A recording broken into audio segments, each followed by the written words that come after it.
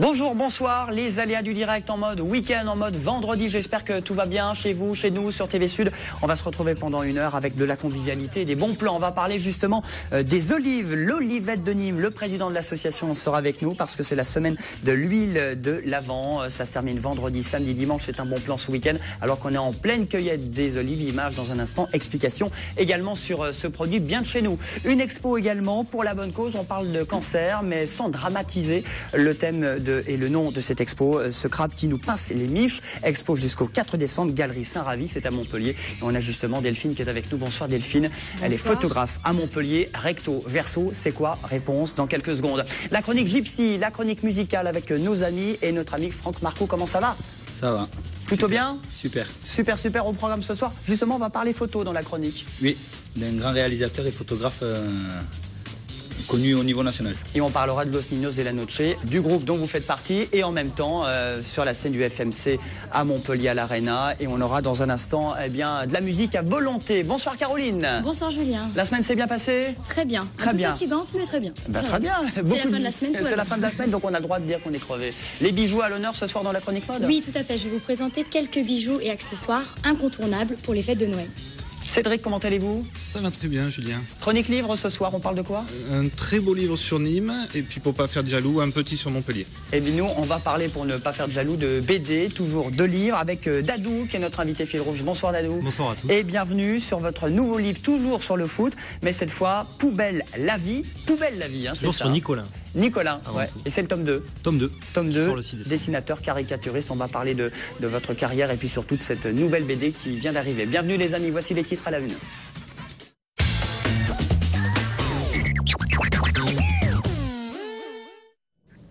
Bonsoir Jean Brun. Bonsoir Julien, vous allez bien? Ça va plutôt bien, un peu fatigué aussi, mais c'est le week-end, c'est normal, ça arrive. Et vous, ça va? Ça va. On n'arrête pas de faire des courbettes aujourd'hui. Les titres à la une, on parle des emplois d'avenir. Oui, tout à fait, vous les connaissez les emplois d'avenir, hein. Ce sont ces contrats qui sont destinés aux jeunes. En Languedoc-Roussillon, ils en ont prévu 4000. Il y en a 1200 pour le Gard et 14 ont été signés ce matin à Nîmes. On en parlera dans le journal. Autre titre à la une? Du handball. Contrairement au match de mai dernier à Rennes, les handballeurs montpelliérains se sont défaits des joueurs de Cesson sur le score de 35-30, ce qui leur permet de reprendre la seconde place aux côtés de Chambéry. C'est de bon augure avant d'affronter Flensburg dimanche en Ligue des Champions. Et puis on parlera également dans les infos tout à l'heure. Écoutez, du théâtre du Périscope, c'est une très belle opération. Pendant une semaine, on a expérimenté avec Maglone Vidal, une performeuse, les battements de cœur comme source musicale. Donc ça, c'est Olivier Michel qui l'a suivi et je vous assure que c'est assez intéressant. Les infos 19h30, 20h30 et le 22 minuit, l'info en continu du sud de la France. La météo, quel temps ça c'est important pour ce samedi, Jean? Écoutez, l'hiver s'invite doucement chez nous, hein. Il fera beau, du soleil, mais pas plus de 1-2 degrés le matin et à peine 10 degrés l'après-midi. C'est un bon temps pour aller aux hivernales qui commencent ce soir. Et puis si vraiment vous avez trop froid, je vous recommande d'aller à l'Arena pour le FMC qui est diffusé en direct, je vous le rappelle, dès 21h samedi soir sur TV Sud. Voilà, quel gros événement. Il reste encore de la place à l'Arena de Montpellier. Jean, vous connaissez Dadou? Je connais, bien sûr. Il connaît parce que c'est le foot, c'est pas Yadebdo, c'est votre émission que vous faites. Dadou, tous les jeudis. Hein? Tous les jeudis. Tous les jeudis. Dadou sera notre invité très bientôt, avant les fêtes, justement. Voilà, il est en train de négocier avant les fêtes. Il a réussi à m'incruster. Ça y est, c'est fait. Il s'est incrusté. Ça, c'est fait. Bon, merci Jean, à tout à l'heure. Dadou, bonsoir et bienvenue en tout cas pour ce nouveau tome de Nicolas, Poubelle la vie. Alors, petit clin d'œil à Plus belle la vie, j'imagine. Bien sûr, aux poubelles également, qui est la base de la réussite de Louis Nicolin.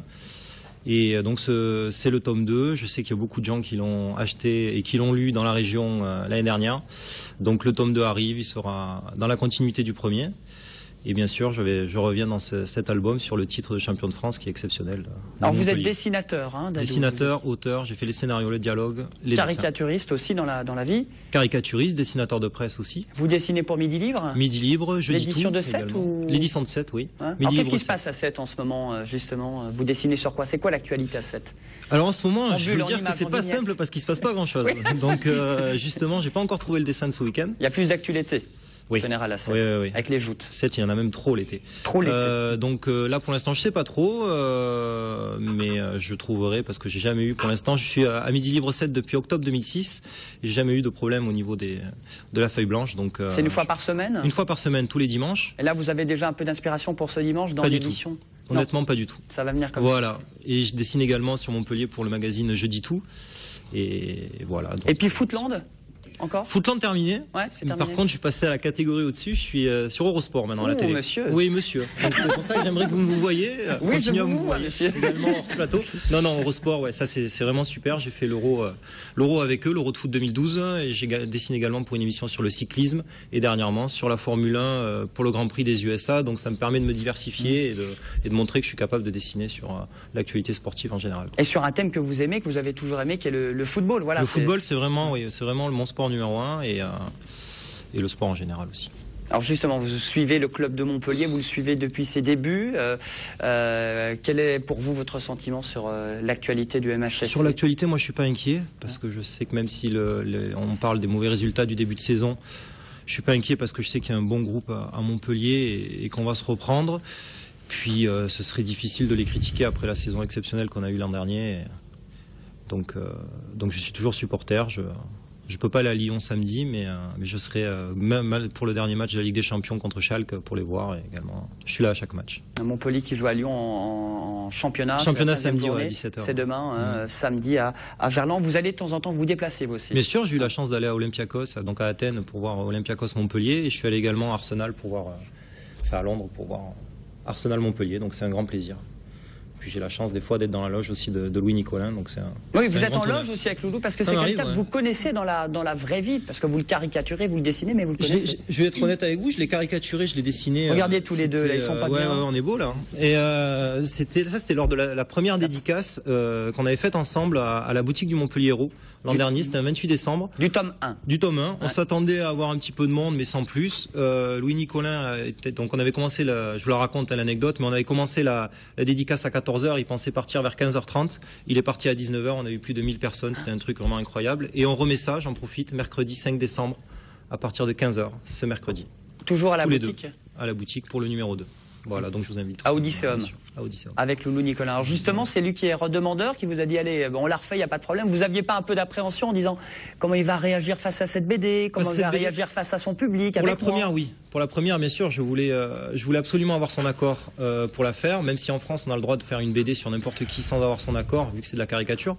Lui, j'avais trop de respect pour le bonhomme, donc je voulais vraiment son accord. Je l'ai eu, et depuis, vraiment, on est devenus amis, et c'est une vraie rencontre, une magnifique rencontre. Caro, Cédric, Franck, vous suivez le foot. Est-ce que vous connaissiez Dadou, Cédric, par exemple, parce que vous bossez à Sorens? Oui, justement, je l'ai découvert avec le premier tome de la bande dessinée sur Nicolin. Voilà. Je suis le foot, mais je suis pas pour Montpellier, malheureusement. C'est pas grave. C'est pas grave, vous aimez le foot. Sur le tome 1 d'Adou, vous racontez en BD la vie du club de Montpellier. Voilà. Et sur le tome 2, c'est quoi alors? Sur le tome 2, je reviens également encore sur des passages de la création du club de foot, parce que je veux montrer dans ce tome 2 comment est-ce qu'on prend un club avec rien au début, que ça n'a pas toujours été très rose pour Montpellier, et voir l'évolution jusqu'à l'apothéose, c'est-à-dire le titre de champion de France, quoi. Il s'est passé 38 ans quand même, et l'implication de Louis Nicolin dans le club, les histoires, etc. Et puis bien sûr, je reprends ce qui s'est passé l'an dernier, donc l'année du titre, avec les joueurs actuels, avec les histoires qu'il y a eu l'an dernier. S'il n'avait pas eu le titre, vous n'auriez pas fait de BD? Ah non, j'aurais quand même fait, je pense. Ouais. Alors Dadou 3, c'est l'année prochaine? Nicolin 3, oui. Après, on verra, je sais pas. Mais en tout cas, je m'étais dit, si la première marche, je ferai une trilogie. Et je pense que je vais faire une trilogie. Ouais. Et vous parlez aussi de ses affaires, parce que c'est le fondateur président du MHSC, oui, dans les années 70, mais c'est en même temps aussi un grand patron des poubelles Nicolin. Vous en parlez justement? Je parle également un petit peu de l'entreprise, que je commence également moi à connaître dans ma vie privée, puisque je suis des fois invité bien sûr dans l'entreprise. Donc maintenant je connais un petit peu mieux, donc j'en parle un petit peu, parce que c'est quand même une facette importante du personnage. Et c'est également surtout la difficulté de ce travail de ramasser les poubelles, est très important dans l'état d'esprit que Louis Nicolin inculque également dans le centre de formation et dans les jeunes qui forment au football, vous voyez. Donc l'un va pas sans l'autre. Donc je voulais également montrer cette facette et les valeurs du travail, de le fait de se lever le matin pour aller ramasser des poubelles. Cette valeur travail, il l'inculque également donc aux joueurs de foot et c'est important dans la réussite de Montpellier. Et puis vous parlez aussi en version en vignette, en bulle. Vous n'avez pas de mal à trouver à chaque fois de mettre des textes, parce que j'imagine que le Loup c'est l'une des dernières grandes gueules du monde du foot. Oui, non, j'ai pas de difficulté. J'ai tellement d'histoires, vous savez. J'ai même eu du mal à mettre tout ça dans 48 pages. Donc vous inquiétez pas pour l'inspiration, ça va. Et puis voilà, il dit tellement aussi, voilà, de temps en temps, grande gueule. Ces sorties médiatiques qui voilà. sont bien sûr, bien sûr toutes les donc attaques. ça vous aide à... Il n'y a pas de souci pour l'inspiration. Non. C'est combien de temps à peu près pour créer tout ça? Alors j'ai mis pour la réaliser, j'ai mis 3 mois et demi. Tout cet été. Voilà. Donc étant montpelliérain, c'est difficile de ne pas avoir le soleil, mais j'ai pas vu le soleil pendant 3 mois et demi parce que je me suis consacré vraiment à cette BD. 3 mois et demi, après ensuite les histoires, tout au long de l'année, j'en notais par-ci par-là.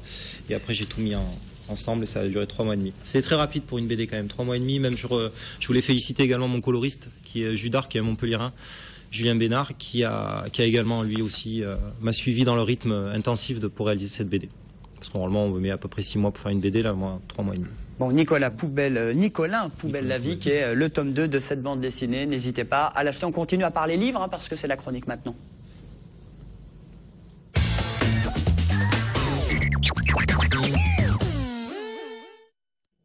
Alors Cédric Berriot, on parle pas BD, mais on parle de livres toujours en local, et on commence par un joli livre à Nîmes, sur Nîmes. C'est ça, il y a quand même du dessin, parce que c'est un très beau livre d'aquarelle.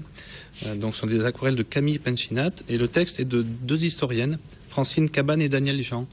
Donc c'est tout un parcours dans la ville de Montpellier pour découvrir son architecture, ses beautés cachées. Donc il y a à la fois le patrimoine très connu, tout ce qui est romain, les hôtels particuliers, mais aussi des choses plus simples comme les balcons, les volets, les petits escaliers, les mascarons. Voilà. Donc ça permet pour ceux qui connaissent Nîmes, je pense, de découvrir des choses, et ceux qui connaissent pas, d'avoir envie de découvrir cette ville. Ça peut être une bonne idée pour Caroline, parce que vous êtes une nouvelle habitante de Nîmes. Juste avant, je vais découvrir des lieux dont je n'avais jamais imaginé, donc c'est assez sympa. C'est vrai que j'ai regardé un petit peu, j'ai feuilleté déjà. Donc les aquarelles sont sympas et représentent vraiment bien certains lieux historiques de Nîmes. Sinon, pas de jaloux, un beau livre aussi pour les Montpelliérains et sur Montpellier. Un petit livre sur Montpellier qui ressemble un peu à un vieux grimoire, s'appelle le Guide secret de Montpellier. Donc là, c'est pour découvrir tous les événements iconoclastes, étranges, mystérieux qui ont lieu tout au long de l'histoire de la ville. Donc en fait, c'est découvrir l'histoire de Montpellier à travers justement de la petite histoire, des petites anecdotes, des choses assez étonnantes. Donc il y a une bonne place qui est laissée notamment à la médecine, avec tout ce qui a pu être l'alchimie, et puis des recherches diverses et variées. Notamment, il y a un chercheur qui a fait un guide français Ouistiti, puisque il était persuadé que les singes parlaient comme nous. Très bien, bah, donc écoutez, voilà. Pas, hein. Il communique. Montpellier, capitale de la médecine. Voilà pour les livres. Sinon, on passe aux dédicaces parce que vous travaillez chez Sorante. Il y aura du beau monde pour demain, le 1er décembre, journée mondiale de lutte contre le sida d'ailleurs. Si vous aimez l'Occitan, vous allez aimer Jo Anda qui en dédicace. C'est ça, ça se passera à Sorante Odyssée, donc il présente son dernier livre, Le Petit Dico du Pays d'Oc. Donc c'est toutes les expressions régionales donc qui ont un fond occitan en fait. Et donc il explique ça très bien, quelle est l'origine des expressions. Donc il y a ceux qui redécouvrent justement certains mots qui sont parfois oubliés. Il est auteur, compositeur, interprète, il fait tout. Hein. Voilà, il est aussi musicien. Je ne sais pas s'il poussera la chansonnette, mais Dadou, je vous sais le qu'il connaissez chante aussi. Jo Anda. Il fait des chroniques sur France Bleu Héros. Sur France Bleu Héros. Et il écrit dans la Gazette. Vous mettez de l'occitan dans vos vignettes, Je mets le parler vraiment de chez nous. Ouais. Je suis même obligé de traduire parce que la BD sort dans toute la France, donc je suis obligé de traduire pour les hors Languedoc. Mais oui, bien sûr, parce que c'est la façon de parler de Louis Nicolin, c'est la mienne aussi par moment, et puis ça me fait plaisir de mettre en avant le parler de chez nous. Et ça fait plaisir aussi à ceux qui lisent la BD, ça fait toujours apprendre des choses. Un mot également sur une autre dédicace, il y a du monde. Samedi, c'est Didier Marcy et Muriel Boisson qui seront là. C'est vrai? Ah oui. On m'a pas prévenu. Ou pas. Ils seront là à 16h30 à Sorens, à Odyssée, avec Didier Marcy, qui bossait avant au club de handball de Montpellier. Là, je suis désolé, on m'a pas prévenu. Et surtout, je ne travaille pas à Sorens Odyssée, mais au centre-ville. Ah Oui, mince. je les aime bien. Pas de portable. Bon, en tout cas, Sorens Odyssée, Didier Marcy sera là. Il sera évidemment aussi là lundi dans les aléas du direct pour présenter son livre sur TV Sud. Ce sera ce lundi. Monsieur la semaine prochaine aussi. Vous êtes au courant? On se voit le dimanche, si vous travaillez dimanche 9 décembre, on se verra. Vous avez votre agenda, Cédric? Bon week-end, Cédric, bonne nuit. Allez, des petites olives, vous restez avec nous, ça va vous requinquer. Et on va parler d'un autre rendez-vous, d'une expo, et là aussi c'est pour la bonne cause.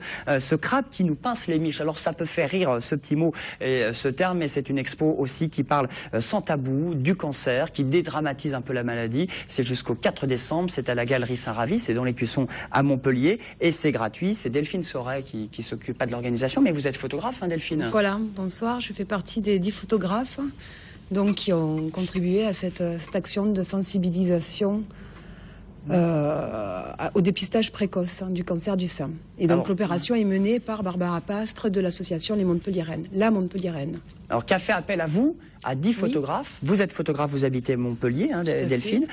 Et vous avez pris une photo avec chacun une jeune fille.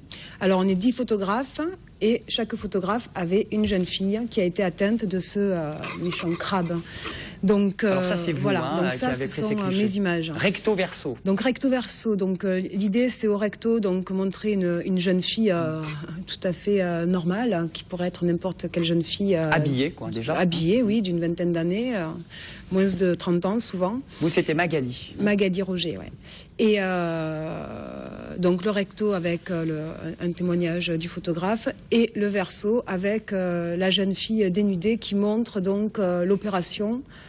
Et un témoignage donc de la jeune fille sur cette malheureuse expérience qui est arrivée trop tôt dans leur vie souvent. Alors Magali est une jeune fille, c'est que des jeunes filles hein, qui sont dans ces expos. Donc c'est elles ont de 24 à 38 ans, donc c'est vraiment pour montrer que le cancer du sein ne touche pas que les femmes à partir de 40 ans. Donc c'est vraiment le but de l'opération, c'est inciter vraiment au moindre doute au dépistage précoce. Alors Magali, cette jeune femme que l'on salue, elle a eu son premier cancer en 2007, son second en 2011, et vous l'avez pris en photo il y a quelques mois. Peu après, ouais.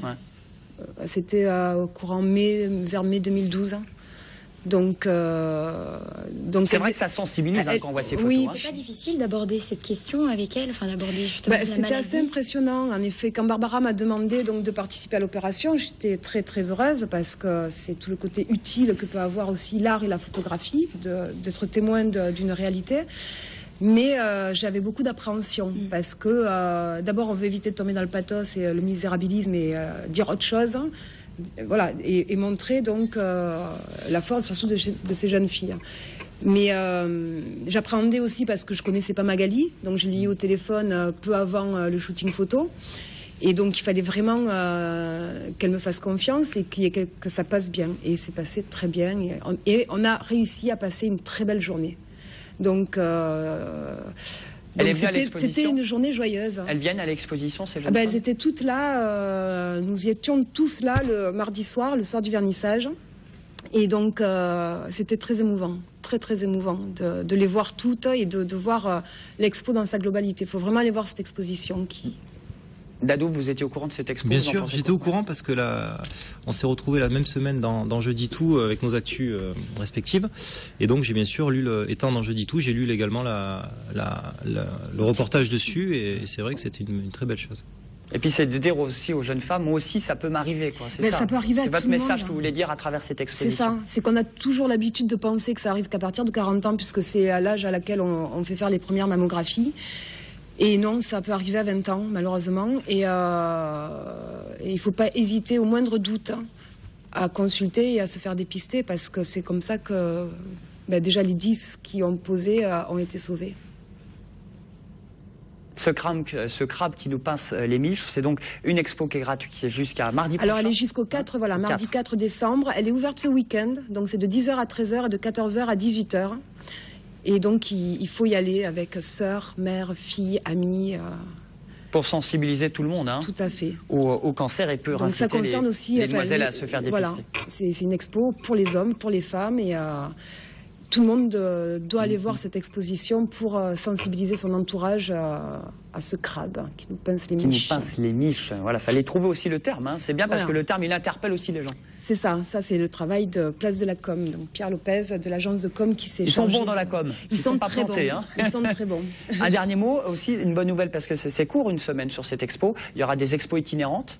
Alors cette exposition sera relayée par l'Université Montpellier 2 le 8 mars. Lors de la journée de la femme. Voilà, et puis ensuite, elle finira donc à l'occasion de la course La Montpelliéraine, le jour de la fête des mères, le 26 mai 2013. Donc chaque année, Barbara Pastre, l'association La Montpelliéraine, fait une course pédestre et donc qui œuvre aussi pour la lutte contre le cancer du sein. Et donc l'expo se finira à cette occasion-là, le 26 mai 2013. Eh bien, merci Delphine et bravo à Avec toutes les plaisir. photographes et bravo à toute l'organisation pour cette expo intéressante et pour la Merci. bonne cause. Delphine, Dadou, vous restez avec nous. Vous aimez les olives? Oui. La putain de transition, quoi. Allez, à tout de suite après la pub avec Los Niños et la Noche, ça va? Impeccable. Franck, tu dors pas trop? Non, super. Ah, on lance la pub? On lance le pub. Allez, c'est parti tout de suite.